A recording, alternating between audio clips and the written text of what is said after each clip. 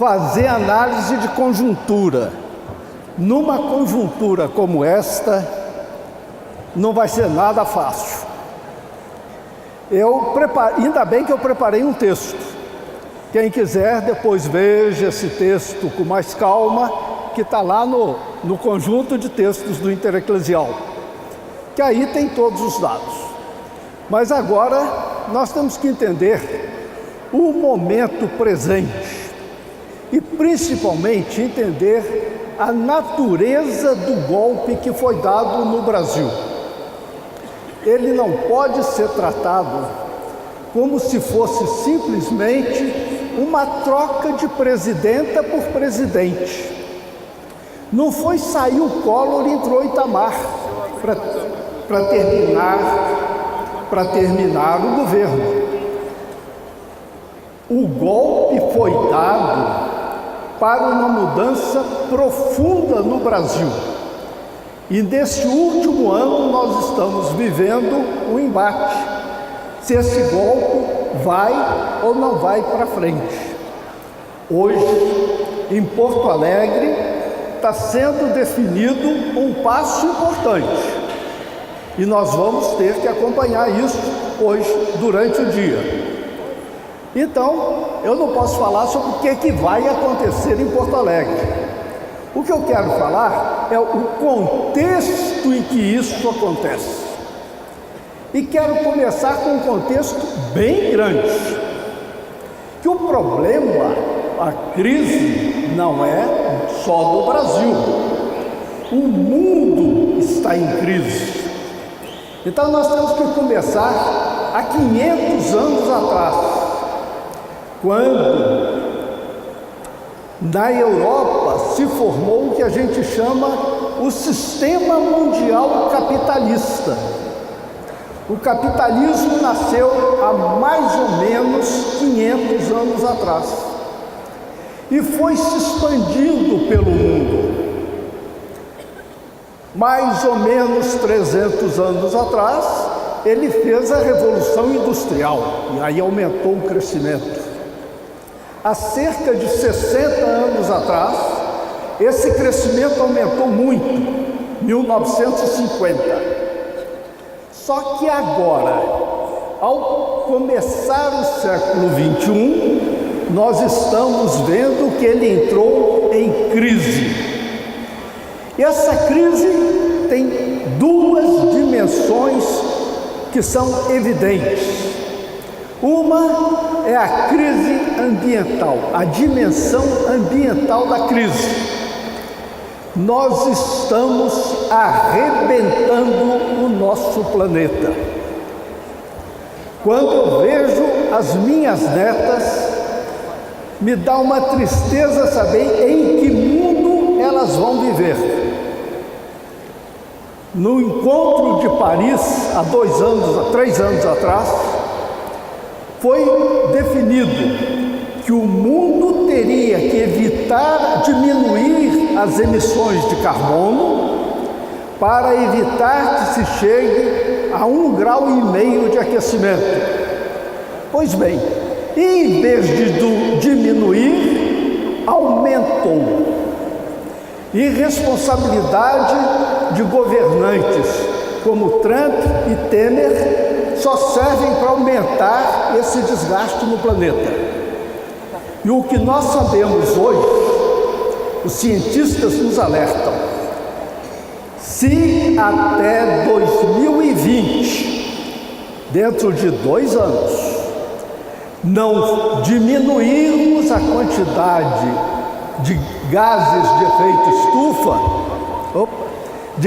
de efeito estufa, o aquecimento global vai começar a entrar num período de aceleração. Diminuição de chuvas, aumento de seca, aumento de furacão, aumento do nível dos mares, um monte de problemas.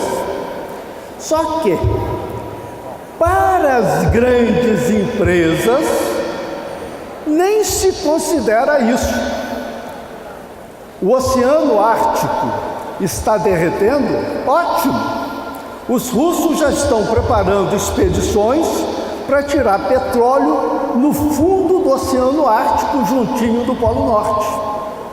Os chineses já estão pensando nas rotas marítimas de comércio entre China e Europa. Que beleza, vai ficar pertinho para chegar à Europa. Isso, e a gente faz de conta que não sabe que esse problema está acontecendo. O Papa Francisco fala, ele nos pede para falar, mas a gente fica até sem graça de falar. Quantas vezes nas nossas comunidades, nas nossas celebrações, pedimos perdão pelo pecado que cometemos contra a natureza, o pecado do aquecimento global? Não. A gente pede perdão pelos nossos pecadinhos pessoais. O grande pecado coletivo que a humanidade comete, que é destruir a obra de Deus, que é o planeta, isso parece que não é pecado. Isso não entra na nossa celebração. O Papa Francisco grita, mas nós ficamos caladinhos. Ou como dizia o Beoso outro dia no artigo, a gente faz corpo mole. Deixa o Papa gritar, a gente faz corpo mole. Então, esse é o primeiro problema dessa crise mundial. O planeta está doente. Existe uma espécie de guerra das grandes empresas contra o planeta. E grandes empresas que são controladas por seres humanos. Há uma guerra da humanidade contra o planeta. Pergunto, e quem é que vai perder essa guerra? O planeta ou nós? Nós estamos numa guerra que vamos perder, mas fazemos de conta que não estamos. Esse é o primeiro tema da conjuntura que não pode ser esquecida. O segundo tema é a crise financeira. Por que eu falei do capitalismo? Porque o capitalismo tem algo que é próprio dele, ele só funciona se crescer. Acontece que desde 20 anos mais ou menos atrás, que em termos mundiais a taxa de juros, de rendimento, de lucro do capital está diminuindo. Nós estamos assistindo à financeirização do capital. Isso é típico de uma crise. É mais interessante para quem tem 1 milhão na carteira deixar esse dinheiro aplicado no banco do que comprar uma fábrica para dar emprego para outras pessoas trabalharem. Então, existe muito dinheiro no mundo, mas a produção não cresce. Isso é crise. Como é que normalmente se resolve essa crise? Destruindo a forma antiga do capital, a forma antiga da produção, e fazendo uma forma nova. E qual a maneira de destruir a forma antiga? A mais fácil é guerra. O mundo está em guerra. Vocês vão dizer, mas onde? Um monte de guerras. São guerras localizadas, guerras de pequena dimensão, mas mortíferas. Síria, Afeganistão, Israel contra os palestinos, guerras étnicas na Ásia, na África, guerra às drogas. A guerra às drogas mata 80 mil jovens por ano no Brasil, na sua maioria negros e negras. Por quê? Porque o mundo entrou numa doideira que é drogas se combate com armas. Vamos fazer guerra às drogas. E com isso estamos fazendo muitas guerras.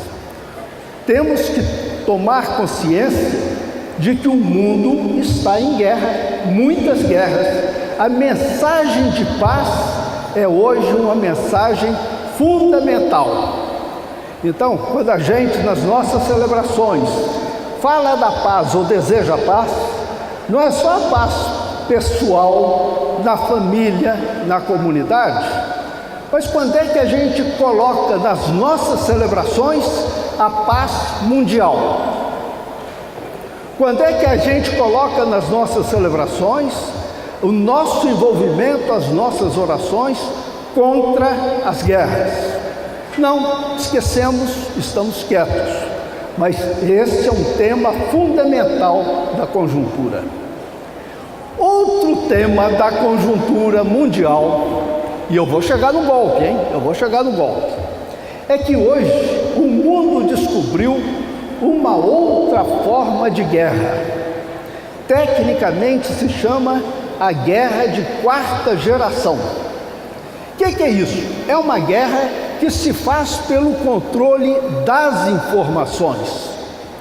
Antes que os Estados Unidos atacassem o Iraque, eles jogaram informações em toda parte. O Iraque tem armas de destruição em massa. Era mentira, mas com isso se justificou a guerra e se justificou a condenação do Saddam Hussein. Eles disseram, opa, deu certo. Agora vamos experimentar esse estilo, essa forma de guerra em outros lugares. Assim foi Egito, Líbia. O que fizeram com Gaddafi? Destruíram o regime da Líbia do Gaddafi, quase sem ter que usar forças armadas. Foi só usando a informação. Muita informação, muito controle da informação, o controle do judiciário. E aí, essa guerra de quarta geração é uma guerra de informação. E aqui eu quero chegar no quarto ponto. Hoje há uma guerra de ideias, uma grande produção de ideias, de pensamento, de conhecimento, e essa produção de conhecimento é controlada por pouquíssimas grandes empresas, em sua quase totalidade, articuladas com o Conselho de Segurança dos Estados Unidos, de Segurança Nacional. Essa nossa informação que estamos passando aqui, que vai pela internet, antes de chegar em qualquer outro ponto do Brasil, passa por supercomputadores nos Estados Unidos e é registrada lá. Se o Serviço de Informações dos Estados Unidos quiser usar essas informações, está lá. E pode usar para o que quiser.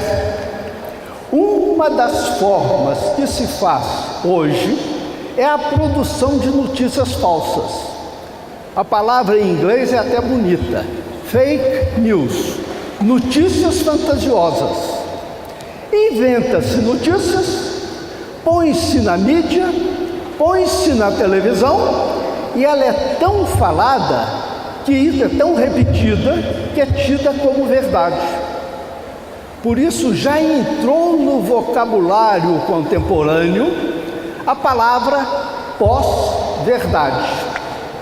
Nós vivemos agora o tempo da pós-verdade. É a pós-verdade. Eu escolho aquela verdade que me interessa. Não preciso me comprometer se é verdadeira ou não. Eu encontrei na internet, alguém falou, confirmo o que eu disse, então assumo como verdade. Nós estamos sem saber agora o que é verdade e o que não é. Mais uma vez, a desafio as nossas igrejas. As nossas igrejas, as nossas comunidades, falam a verdade sobre a realidade que existe, a realidade do mundo, da economia, da vida, ou falamos apenas aqueles casos individuais que estão ali, de quem está doente, de quem morreu, de quem está precisando de orações. Estamos nessa nesse guerra de ideias. E o que é mais triste, estamos perdendo a guerra das ideias. Esse é o mais triste. Os valores de competição, progresso, avanço, tecnologia, hoje são aceitos quase por todo mundo. Solidariedade, democracia, justiça, são valores românticos do passado. Hoje o que conta é a eficiência, a competição. Quando a gente quer elogiar uma pessoa, diz é uma guerreira, é uma vencedora. Nunca elogiamos dizendo é uma solidária, é uma pessoa solidária que está aí ligada a todos os outros. Então, o que está acontecendo hoje no mundo? Em termos ambientais, em termos econômicos, em termos de pensamento, de ideias, em termos ideológicos, o poder se concentrou numa pequena minoria de pessoas e empresas. Um cálculo sobre a produção mundial, feita por um economista da PUC, São Paulo, Dalbor, mas qualquer pessoa pode fazer, é só pegar os dados na internet. Qual o valor total da produção mundial e dividir pela população? Diz que uma família de 4 pessoas no mundo todo teria R$11.000 por mês. Se dividir toda a produção do mundo por todas as pessoas do mundo, uma família de 4 pessoas teria R$11.000 por mês.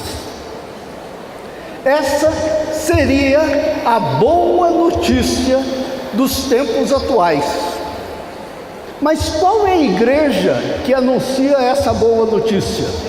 Que seria dizer, se partilharmos toda a riqueza do mundo igualmente, cada família de 4 pessoas terá R$11.000 por mês. Só que essa boa notícia a gente não dá. Sobre essa boa notícia a gente se cala. Por quê? Porque existem pessoas que estão acumulando enorme quantidade de riqueza. Os dados são assustadores. Existem no mundo hoje pouco mais de 2.000 bilionários. Bilionário é quem tem pelo menos $1 bilhão. O Brasil tem hoje 43 bilionários. 43 ou 34, agora estou em dúvida. Eu vi esse dado anteontem. Creio que é 43. Só que 5 deles, apenas 5 brasileiros, têm fortuna igual a 100 milhões de outros brasileiros. Está tudo concentrado nas mãos de 5. Um deles é o Jorge Lemann, que é dono da empresa que controla a Ambev, produtora de cerveja. Sempre que a gente tomar nossa cervejinha, Antártica, Brahma e outras, sabemos que estamos pagando um pouquinho para o Jorge Lemann, o qual, por sua vez, pega uma parte dessa fortuna para financiar o movimento Brasil Livre. Então, quando o movimento Brasil Livre joga gente na rua para fazer campanha política, tem um dinheirinho do Jorge Lemann que vai para ele, e o Jorge Lemann ganhou esse dinheirinho com a nossa cervejinha. Mas são 5 bilionários, não mais do que isso, com fortuna igual a de 100 milhões de pessoas. No mundo todo, são 8 bilionários, 8 pessoas, com fortuna igual a quase metade da população. Então, uma concentração de riqueza enorme. Isso eu estou falando dos bilionários. Se a gente falar só dos muito ricos, quem são os muito ricos? São 70 mil famílias que têm um rendimento mensal igual ou superior a 150 mil reais. No Brasil são 70 mil famílias. Essas 70 mil famílias mandam. Elas de fato controlam o que se passa. Então agora nós podemos dizer, diante desse quadro, o que foi o golpe de 2016? Eu fiz aqui um rápido panorama, mas o que aconteceu em 2016? A presidenta Dilma teria cometido alguma irregularidade fiscal e por isso o Congresso legitimamente votou o impeachment e colocou no lugar dela seu vice-presidente. Não. O que aconteceu foi, de fato, um golpe, ou seja, uma mudança profunda nos rumos do governo. Como é que nós vamos entender isso? Eu acho que primeiro nós temos que entender há um interesse dos Estados Unidos. Os governos Lula e Dilma fizeram uma aproximação com a América do Sul. Vocês lembram? Um dos primeiros atos do Lula foi rejeitar o projeto da ALCA. Foi não entregar a base de Alcântara para os Estados Unidos.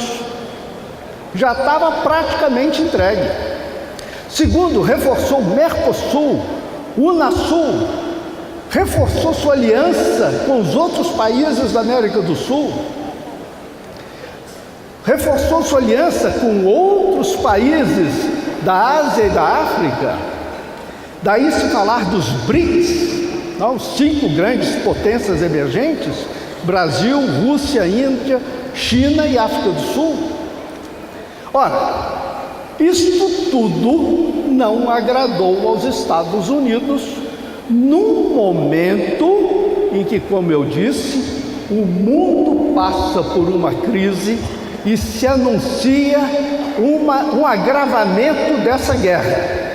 Podemos prever que, de uma maneira ou de outra, vai haver um conflito entre Estados Unidos e China e Rússia. Nesse momento, é importante para os Estados Unidos ter as suas reservas de petróleo e matéria-prima na América Latina garantida. Quem se lembra do Wikileaks, não é? Aquele vazamento de notícias da internet, vai lembrar que em 2004, quando a Petrobras começou a falar de pré-sal, o Serviço de Segurança dos Estados Unidos já sabia. E já tinha comunicação aqui com a Embaixada no Brasil para saber como é que vai ser essa exploração do pré-sal. 2004. Quando o Lula anunciou o pré-sal e tudo mais, e que seria uma exploração pela Petrobras, já tem outra vez notícia aqui na Embaixada: é preciso a gente regulamentar essa exploração do pré-sal, porque esse petróleo vai ter que servir aos Estados Unidos. Quando a gente vê esses vazamentos, vocês lembram também, se dizia, né?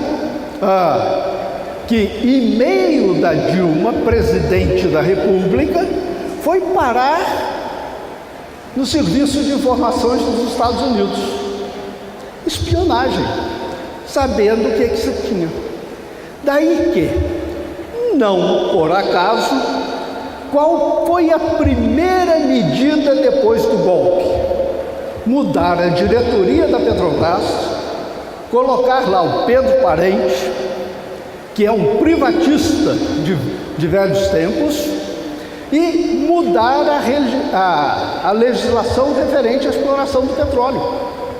Hoje fica fácil para empresas dos Estados Unidos se beneficiarem e retirarem o petróleo do pré-sal. Aí a gente começa a dizer, então esse golpe não foi à toa. Esse golpe tem uma razão. É ter acesso aos minérios, aos recursos naturais, ao petróleo, e agora, está sendo negociado agora, na Suíça, a água, a privatização do aquífero Guarani. Temer está lá negociando isso com a Nestlé, eu acho. Não sei qual empresa. Ou seja, o golpe tem interesse do exterior. Mas não é só isso. O golpe tem também interesses locais. As nossas classes dominantes, essas 70 mil famílias, ou talvez a gente possa ampliar, 200 mil famílias. Eu gosto de fazer na minha análise de conjuntura, é que eu não tenho esse cálculo certo. É que o Brasil se divide em duas categorias de pessoas, basicamente. Quem tem aplicação financeira e quem não tem. Quem tem aplicação financeira é gente que tem dinheiro investido em fundo de investimento e que rende juro todo mês ou todo ano. Quem não tem aplicação financeira tem, no máximo, uma caderneta de poupança para não perder dinheiro diante da inflação. Pois bem, quem tem aplicação financeira tem todo o interesse em que o Banco Central continue pagando juros e juros altos. Ora, a política econômica da Dilma não ia nesse sentido. Então, essa classe diz, opa, ela não nos serve.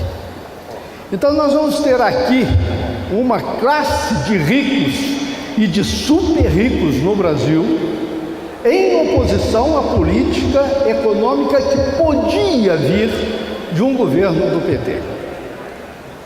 Então, interesse externo, interesse interno. E como é que foi dado o golpe?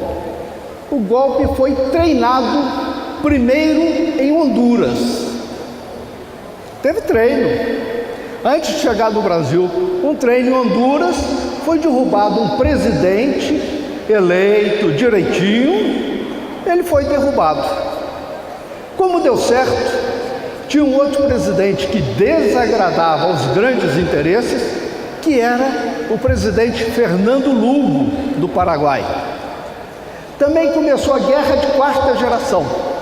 Quem se lembra das notícias foi, como o Lugo era bispo, porque bispo, uma vez que se é, não se deixa de ser, começou a desmoralização do presidente da República, dizendo, mas esse bispo tinha filho. Tinha um filho aqui, tinha um filho ali, tinha um filho ali. Foi a desmoralização, em pouco tempo a Câmara se reuniu e fez o impeachment dele. E puseram no Paraguai um presidente que dá todo o apoio ao agronegócio. Opa, deu certo. Tentaram na Venezuela, não conseguiram.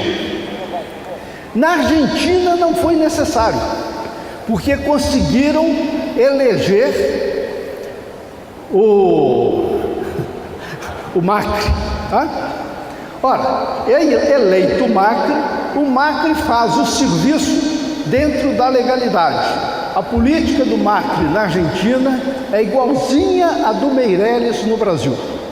Vai na mesma direção, direitinho, só que lá eles conseguiram ganhar eleições, enquanto que aqui não conseguiram eleger o Aécio. Se elegesse o Aécio, não precisava ter golpe. Como não elegeram o Aécio, teve que ter golpe. Então, esse golpe foi cantado, e se vocês quiserem saber qual é o conjunto de medidas que ainda estão para vir aí, é só ler o programa do PMDB de 2015, Ponte para o Futuro. Está dito lá tudo o que tem que fazer. E está sendo cumprido. Hoje nós temos no Brasil, de fato, um regime semipresidencialista. Devido à fraqueza do Executivo, nós temos um Meirelles, que é equivalente a um primeiro-ministro, é como se fosse um primeiro-ministro, com a Câmara e o Senado ao seu dispor. E assim vai negociando o regime presidencialista. O que significou isso? O Pacto Social de 1988, que se consolidou na Constituição Cidadã de 88, foi rompido unilateralmente. As classes dominantes já não têm mais responsabilidade, já não se sentem mais comprometidas com aquele grande acordo nacional que foi feito em 1988, consagrado na Constituição. A Constituição está sendo mudada conforme os desejos das classes dominantes. E agora eu entro. E as classes populares? E o povo? Pois bem, o golpe pegou o povo, as classes populares, desmobilizadas. Fomos pegos de surpresa, não acreditávamos naquilo e caímos no erro de ir combatendo cada batalha, jogando todas as forças em cada batalha. Primeiro dizendo que não vai ter golpe, não vai ter impeachment, vai recuando, vai recuando, vai recuando. Não é? Hoje estamos jogando mais uma dessas batalhas. Lula será condenado ou não? Eu não sei. Agora, que o julgamento é igual ao julgamento do Santo Ofício da Inquisição, é igualzinho. Uma acusação tão forte, assim ele só pode ser culpado. Igual as bruxas do final da Idade Média, só tem um jeito de escapar, é reconhecer que ele é de fato uma bruxa, ou seja, um corrupto, e com isso se desmoraliza. Fora isso, eu acho, ele não tem chance, né? A sentença já está lavrada. Se acontecer dele ser inocentado e puder concorrer, ele só concorrerá se garantir o Meirelles como primeiro-ministro. Aí ele pode. Se ele não fizer isso, não pode. Mas como é que vai se fraudar uma eleição? Ora, foi fraudada há poucos meses atrás em Honduras. Em Honduras teve eleição e quando o candidato de oposição mostrou que ia ganhar, o Tribunal Superior Eleitoral de lá encerrou a apuração e proclamou não. O eleito foi esse. Então, a nossa justiça para cometer fraude não é problema, ela interpreta a Constituição ao sabor da conveniência. Então, o que eu quero dizer com isso? Vamos nos preparar para uma luta de longo prazo. Quando eu falo longo prazo, eu quero dizer 20 anos de luta. Eu não vou ver o final dessa luta, porque até lá já terei morrido. Mas vocês estarão nessa luta e vão levar. Então nós vamos ter agora que dosar nessa conjuntura as ações de curto prazo e as ações de longo prazo. Como é que eu vejo isso? Aqui no texto está mais explicadinho. A primeira coisa é a conscientização. Nós vivemos hoje um sistema de alienação muito forte, porque o mundo é tão complexo, é tão difícil de a gente entender, que a única coisa que as pessoas sabem com certeza é que eu tendo um cartão de crédito ou tendo dinheiro no bolso, eu vou num shopping center e compro o que quiser. Isso ninguém duvida. O resto tudo, isso é teoria. O certo é que quem tem dinheiro no bolso ou quem tem um bom cartão de crédito tem tudo na vida. Por que eu digo que é alienação? Porque não entende nada de qual é o processo que permite essa produção. Não leva em conta, não sabe o risco que está tendo no planeta, não leva em conta ou não sabe o problema do capital financeiro, que pode explodir numa hiperinflação, não leva em conta essa guerra que está no mundo hoje, então só sabe o curto prazo. Então o primeiro ponto é conscientização. O que é conscientização? É saber quem eu sou, qual é meu projeto no mundo, quem são meus aliados, quem são meus adversários. Uma das maiores conquistas dos povos indígenas no Brasil, o que foi?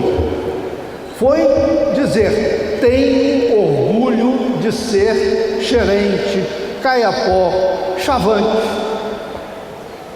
Tenho orgulho disso, sou outro povo mesmo. O Brasil é um país plurinacional, são diferentes nações, não é só brasileiro, não, são várias nações. Quando um povo indígena toma essa consciência do que é, ou quando o negro toma consciência de quem é, ou a mulher toma consciência de quem é, ou as pessoas com outras tendências sexuais assumem o que são e dizem: eu sou e quero ser e quero ter direito de ser isso. Quem são meus adversários e quem são meus aliados nessa luta pelo meu projeto? Isso é a conscientização. Não é mais do que isso. E as SEBs têm duas práticas aprendidas ao longo do tempo que ajudam muito nessa conscientização. Uma é o método de educação popular do Paulo Freire, em que você ensina aprendendo. A pessoa se conscientiza na medida em que aprende e que ensina na medida em que conscientiza. O segundo, a leitura popular da Palavra de Deus, a leitura da Bíblia na vida do povo. Quando a gente lê a Bíblia e traz para a vida do povo, ontem a gente lembrava da celebração, o belo tema lá do Êxodo. Eu vi os clamores do meu povo, eu vi a opressão e vi libertar da opressão. Então Deus liberta da opressão, da escravidão. A segunda pergunta é: e qual é a escravidão que existe hoje? Qual é a opressão que existe hoje? E a partir daí, o povo toma consciência de ser oprimido. É a grande passagem da conscientização. Quem é pobre sabe que é pobre, mas só sabe que é oprimido se tomar consciência da opressão. Pobreza e opressão não são a mesma coisa. Pobreza a gente vive, opressão a gente descobre por um trabalho de conscientização. Segundo passo importante, que também as SEBs aprenderam a fazer: organização popular. Se juntar, se organizar. Então, vejo hoje algumas possibilidades dessa organização, com muitas dificuldades. É usar sempre lutas concretas. A questão da água, por exemplo. Nós sabemos da crise ecológica que vem aí, mas o que a gente sente falta mesmo é quando vem a falta d'água no nosso bairro, na nossa casa. Então, fazer da luta pela água no seu bairro uma luta ecológica global, juntar o local com o global. A luta pela saúde. Nós temos os problemas de saúde no bairro. Como ver isso com uma política nacional de saúde e defesa do SUS? Não é automático, mas isso a gente pode fazer. A questão política.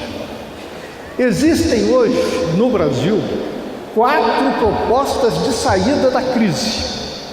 Uma é a proposta da Frente Brasil Popular. Tá? É uma proposta, um projeto para o outro Brasil, com 77 propostas em 10 pontos, muito bem elaborada.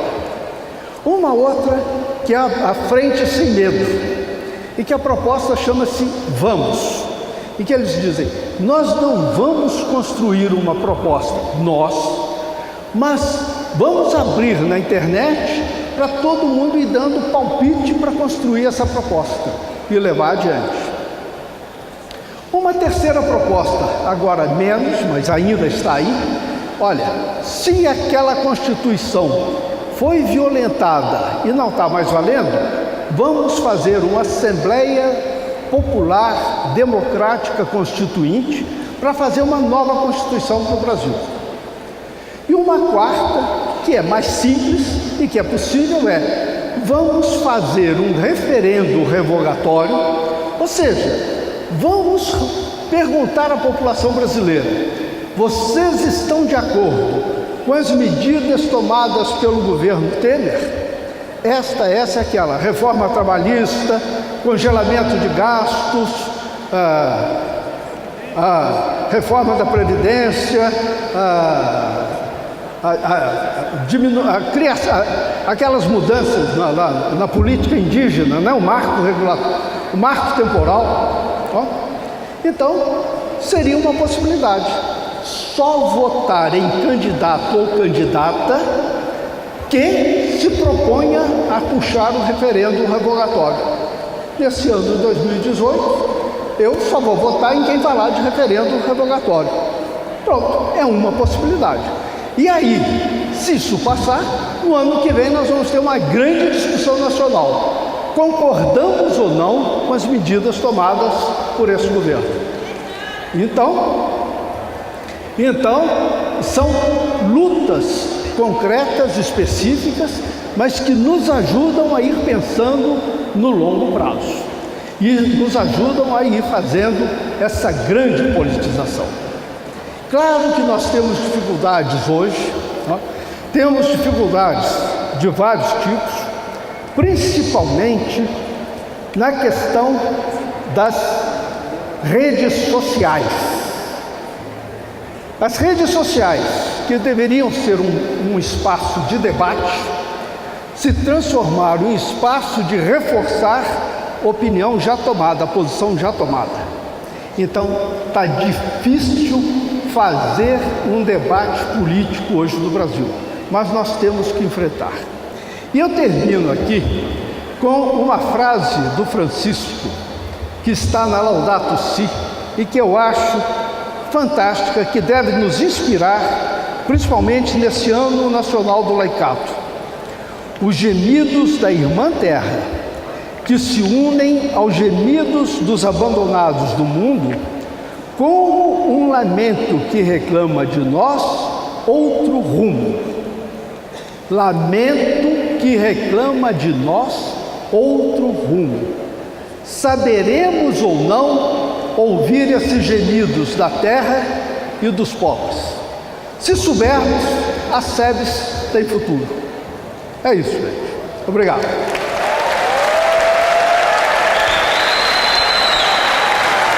Perfeito. Foi perfeito. Perfeito.